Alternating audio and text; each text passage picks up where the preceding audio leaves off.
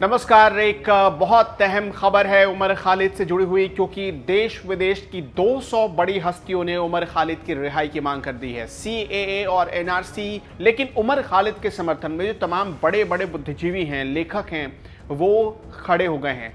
200 लोग जो दुनिया भर में जिनका नाम है, उनमें से उनकी पूरी लिस्ट है हमारे पास।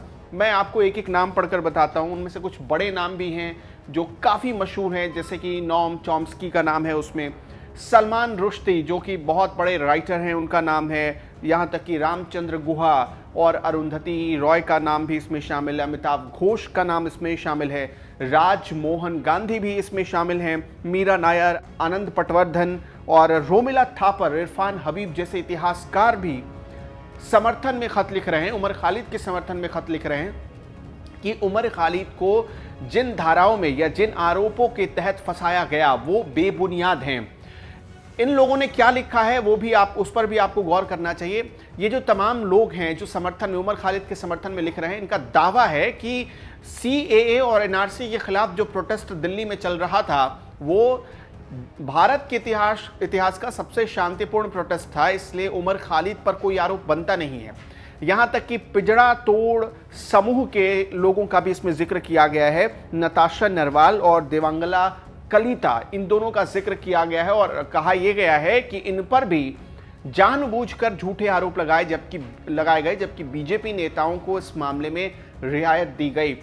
उत्तर पूर्वी दिल्ली में जब दंगे हुए, ये आपको भी पता है कि किस तरह से बीजेपी के एक बड़े नेता कपिल मिश्रा का नाम इसमें आया और कपिल मिश्रा को बार बार आरोपी बनाने की मांग की गई, अभी भी मांग की जा रही है। ये जो बुद्धिजीवी लिख रहे हैं, जो सरकार को इन्होंने खत लिखा है, ये बार बार यही मांग कर रहे हैं कि बीजेपी नेताओं को छोड़ दिया गया जिन्होंने दंगे भड़काए, जिन्होंने लोगों को भड़काया, लेकिन जानबूझकर ऐसे लोगों को जो शांतिपूर्ण प्रोटेस्ट कर रहे थे उन्हें फंसा दिया गया और उनमें से एक सबसे बड़ा चेहरा उमर खालिद का था।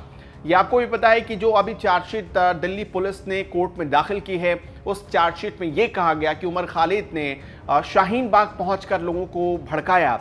साथ ही दिल्ली में 2 और जगहों के नाम का जिक्र है चार्जशीट में, जहां उमर खालिद के बारे में बताया गया कि उमर खालिद ने भाषण दिया।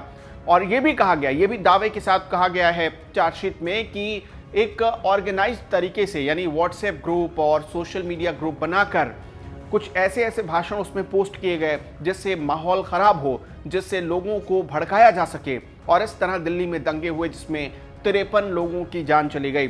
सीएए और एनआरसी के प्रोटेस्ट के बहाने लोगों ने दंगे करवाए, ये आरोप दिल्ली पुलिस ने चार्जशीट में लगाया है।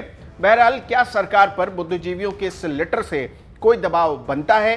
क्या सरकार उमर खालिद पर या दिल्ली पुलिस उमर खालिद पर लगाई गई धाराओं को लेकर क्या फिर से पुनर्विचार करेगी कि उन धाराओं को थोड़ा कमजोर करना चाहिए, आरोपों को हटाना चाहिए या नहीं? ये देखने वाली बात होगी अब।